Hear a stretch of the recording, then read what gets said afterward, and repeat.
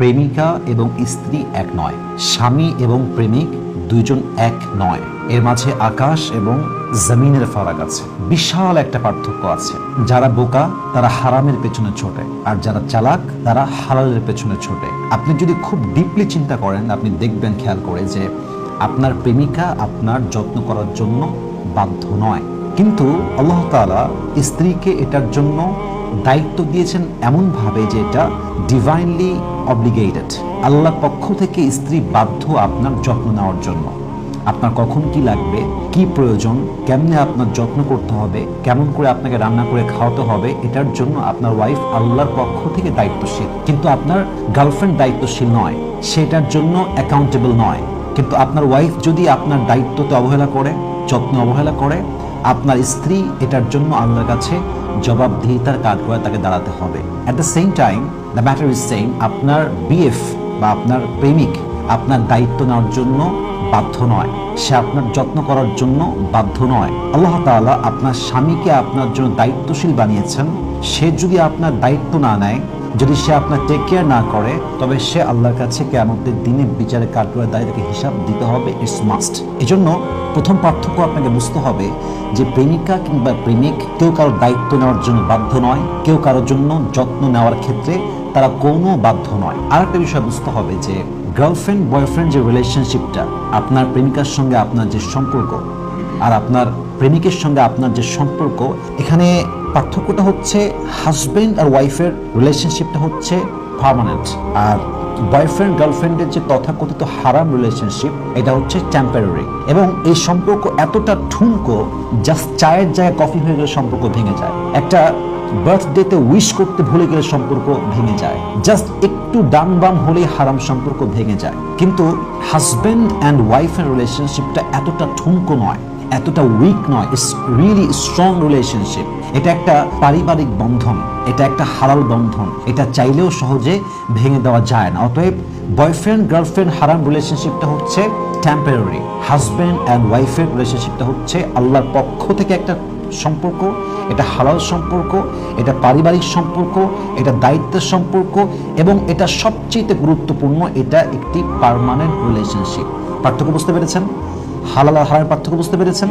আর একটা বিষয় বুঝবেন যে আপনার প্রেমিকা আপনার বাচ্চার মা হওয়ার যোগ্যতা রাখেন। এটা ভাবছেন কখনো? আপনার প্রেমিকা রিলিজিয়াসলি, অর্থাৎ যদি আপনি ধর্মের দিক থেকে দেখেন, অথবা আপনি যদি সোশ্যালি সামাজিকভাবে দেখেন, আপনার প্রেমিকা মাদারহুড হওয়ার কোনো যোগ্যতা রাখে না, কারণ সে আপনার জন্য বৈধ নয়। আপনি যদি প্রেমিকার মাধ্যমে কোনো বাচ্চা পৃথিবীতে নিয়ে আসেন, আল্লাহ যদি দেয়, তবে এটা হারাম হবে, এটা বৈধ হবে না। ইসলামের পার্সপেক্টিভ থেকে সামাজিকভাবে আপনার প্রেমিকা কিন্তু আপনার বাচ্চার মা কখনো বৈধভাবে হতে পারবে না।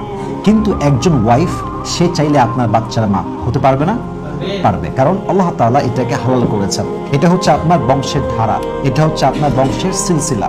কিন্তু হারামে কিন্তু এইটা এলাও না, ইভেন এটা সামাজিকভাবেও বৈধ নয়। অতএব এটা মাথায় রাখতে হবে যে একজন প্রেমিকা এবং একজন স্ত্রী কখনোই এক হতে পারে না। আর একটা জিনিস বলছেন, হারাম রিলেশনশিপে কোনো শ্বশুর বাড়ি থাকে না, কিন্তু হালাল রিলেশনশিপে শ্বশুর বাড়ি আছে না নাই, শাশুড়ি আছে না নাই, একটা ভিন্ন পরিবার আছে। আর একটা ইন্টারেস্টিং বিষয় দেখেন, প্রেমিকার সঙ্গে আপনাদের সম্পর্ক ইজ রিস্কি রিলেশনশিপ, এটা খুব ঝুঁকিপূর্ণ। কোথাও মিট করতে গেছেন, ভয়ে কাঁপতেছেন, কোনো হোটেলে যাবেন, আপনি ভয়ে কাঁপতেছেন, আপনি কোথাও গিয়ে 2 মিনিট বসে বসে কথা বলবেন, হায় হায় হায়, বাপ দেখে ফেলতে পারে, মা দেখে ফেলতে পারে, বন্ধু দেখে ফেলতে পারে, অমুকে দেখে ফেলতে পারে, একটা ভয় আছে। কিন্তু হালাল সম্পর্ক হচ্ছে একদম সেফ। আপনি আপনার বউকে বিয়ে করবেন, আপনি পার্কে গিয়ে ঘোরেন, আপনার বউ কিনে আপনি 5 স্টার হোটেলে গিয়ে স্টে করেন, আপনার বউ কিনে আপনি নদীর ধারে ঘুরে বেড়ান, আপনার বউ কিনে আপনি রিক্সায় ঘোরেন, একটা বাসা ভাড়া নিয়ে থাকেন, নট আ বিগ ডিল, কারণ আপনার রিলেশনশিপটা হালাল। আপনার বাপ জানে, আপনার মা জানে, আপনার ফ্রেন্ড সার্কেল জানে, সোসাইটি জানে, আপনার আশেপাশের সবাই জানে যে আপনারা দুইজন হাজব্যান্ড ওয়াইফ, সেফ রিলেশনশিপ। মনের মধ্যে চাপ নাই, এই বুঝি দেখে ফেললো, এই বুঝি জেনে গেল, এই বুঝি আমার গোমর ফাঁস হয়ে গেল, এই রিস্কটা কিন্তু হালালে নেই। এই জন্য দেখেন আল্লাহ তাআলা কি বলেছেন, আল্লাহ বলছেন যে ওয়ামিন আয়াতিহি আন খালাকা লাকুম মিন আনফুসিকুম আজওয়াজান লিতাসকুনু ইলাইহা ওয়া জাআলা বাইনাকুম মাওয়াদ্দাতাও ওয়া রাহমা। আল্লাহ বলছেন, আমি এই স্বামী স্ত্রীর সম্পর্ককে তৈরি করেছি 3টা উদ্দেশ্যে। বলেন তো কয়টা উদ্দেশ্যে? 3টা। এই 3টা উদ্দেশ্য পেলেই এই রিলেশনশিপের মিনিং আছে, otherwise there is no meaning of this relationship. দেখেন তো মিলে কিনা আপনাদের সাথে। 1 নম্বর হচ্ছে ভালোবাসা। 1 নাম্বার কি? তার আগে আল্লাহ বলেছেন আজওয়াজা লিতাসকুনু ইলাইহা। যদি কোরআনের সিরিয়াল অনুযায়ী বলতে যাই, 1 নাম্বার হচ্ছে শান্তি, মনের শান্তি, ব্রেইনের শান্তি। আপনি আপনার ওয়াইফকে দেখে মনের শান্তি খুঁজে পান কিনা? আপনি আপনার হাজবেন্ডকে দেখে মনের শান্তি খুঁজে পান কিনা? যদি পৃথিবীর সব জায়গায় ভালো লাগে আর বইয়ের কাছে আসলে খারাপ লাগে, যদি পৃথিবীর সব জায়গায় ভালো লাগে, সবাইকে ভালো লাগে, স্বামীকে দেখলে যন্ত্রণা বেড়ে যায়, এটা কোনো স্বামী স্ত্রীর সম্পর্ক নয়। এখানে প্রথম উদ্দেশ্যই গায়েব হয়ে গিয়েছে। উদ্দেশ্য ছিল মনের শান্তি। কিসের শান্তি? মনের শান্তি নাই। এই শান্তি নাই মানে আপনার বিয়ের মূল উদ্দেশ্য গায়েব হয়ে গিয়েছে, এটা নাই, ডিসঅ্যাপিয়ার হয়ে গিয়েছে। অতএব প্রথম উদ্দেশ্য হচ্ছে মনের শান্তি। 2 নম্বর উদ্দেশ্য হচ্ছে ভালোবাসা, সম্মান, আন্তরিকতা, হার্ট কানেক্টেড রিলেশনশিপ। আপনি আজকে বয়স 25, আপনার বয়স যখন 60 হবে, আপনার পাশে কিন্তু আব্বা আম্মা থাকবে না, তারা মারা যাবে। ন্যাচারাল যে প্রসেসটা আছে পৃথিবীর, সেটা বলতেছি। সন্তান বিয়ে করে আলাদা হয়ে যাবে, একজন স্বামীর পাশে কে থাকবে? বউ থাকবে, ওয়াইফ থাকবে। মাওয়াদ্দা, ভালোবাসার সম্পর্ক আজকেই শেষ না, দুনিয়াতেই শেষ না, এটা জান্নাতেও আছে না নাই? ভালোবাসার সম্পর্ক, উদ্দেশ্য ভালোবাসা তৈরি করা। 3 নাম্বার ওয়ারাহমা, একে অপরের প্রতি দয়া হওয়া, মায়া হওয়া। এই দয়া এবং এই মায়া দিয়ে পুরো পৃথিবী টিকে আছে। আজকে দয়া আছে বলেই মানবতা বেঁচে আছে। দয়া না থাকলে কি মানবতা থাকবে? থাকবে না। দয়া হচ্ছে এই বিয়ের একটা বড় উদ্দেশ্য। দয়া, মায়া, মার্সি, ব্লেসিং, বাউন্টিস। অতএব এই 3টা হচ্ছে আপনার আসল উদ্দেশ্য। আচ্ছা বলেন তো, হারাম সম্পর্কে রিস্ক আছে না নাই? ধরা খাওয়ার আশঙ্কা আছে না নাই? সামাজিকভাবে লাঞ্ছিত হওয়ার আশঙ্কা আছে না নাই? এখানে হচ্ছে রিস্ক আছে। আর যেখানে রিস্ক আছে ওখানে কি মানুষ মনের শান্তি খুঁজে পায়? আল্লাহ বলছে রিস্কে যাও না, তোমরা সহজ জায়গায় আসো, তোমরা সেফ প্লেসে আসো। আজকে আপনি বিয়ে করেছেন, হোটেলে থাকবেন আপনার ওয়াইফকে নিয়ে গিয়ে, আপনার কোনো ভয় নাই। কেউ আসছে, আপনার কি সত্যি husband wife? Yes, way husband wife. কি প্রমাণ লাগবে আপনার? বাপকে কল দিবেন দেন, মাকে কল দিবেন দেন, not a big deal, they know about it, no tension, কোনো সমস্যা নাই। আপনি বাসায় আসছেন, আপনার গার্লফ্রেন্ড তার নিজের বাসায়, আপনি আপনার বাসায়। আপনি বাসায় এসে একা শুয়ে আছেন, আপনাকে খাওয়াই দিবে আপনার কেউ নাই, মশে টাঙাই দিবে কেউ নাই, আপনার কাপড় ধুয়ে দিবে কেউ নাই, একটু চা করে খাওয়াবে কেউ নাই। ভালোবাসা নাই লাইফে। আর যেটা আছে ওটা ওই জায়গায় আছে যেখানে রিচ করা যাচ্ছে না।